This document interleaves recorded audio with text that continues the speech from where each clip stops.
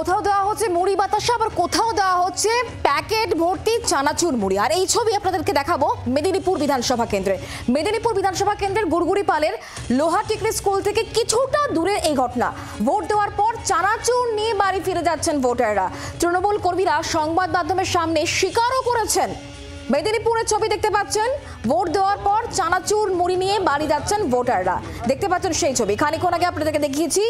একেবারে তৃণমূল কর্মীদের তরফ থেকে মুড়ি আর বাতাসা দেওয়া চলছিল।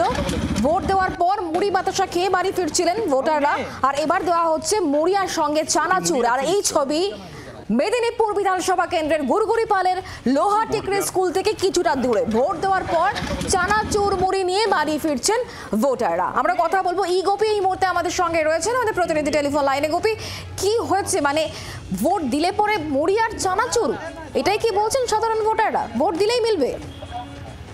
দেখো, যেটা জানা যাচ্ছে একটি বুথে, মেদিনীপুরের একটা বুথে আমরা দেখেছি যারা ভোট তৃণমূলকে ভোট দিয়ে বাইরে আসছেন ওদেরকে মুড়ি ও চানাচুর দেওয়া হচ্ছে।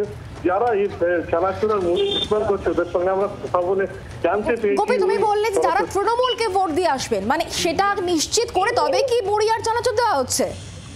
এমনটাই জানা যাচ্ছে, কিন্তু যারা বিতরণ করছে ওর পক্ষ ওই লোকটা যেটা জানাচ্ছে, আমি তৃণমূলকে খুব পছন্দ করি, সেই কারণে আমি মুড়ি আর চানা বিলি করছি। যারা ভোট দিয়ে বাইরে আসছেন ওদেরকে জিজ্ঞেস করে চানা আর মুড়ি দেওয়া হচ্ছে বলে আমি জানিয়েছি। ধন্যবাদ আমাদের সঙ্গে টেলিফোন লাইনে থাকার জন্য। মুড়ি দিয়েছি। ভোট দিয়েছো? ভোট দিয়েছি। এই ভোট দিয়েছে। কারা মুড়ি দিচ্ছে? এই তো আমাদের এখানে পার্টি যায়, তারা কর্মীরা তারা দিচ্ছে। পার্টি বলতে কোন পার্টি? ব্যবস্থা রাখলেন ভোটারদের জন্য? এই যে মুড়ি আর ছোলা সব ভোটারদের জন্য? হ্যাঁ। সকাল থেকে কত ভোটারকে দিলেন?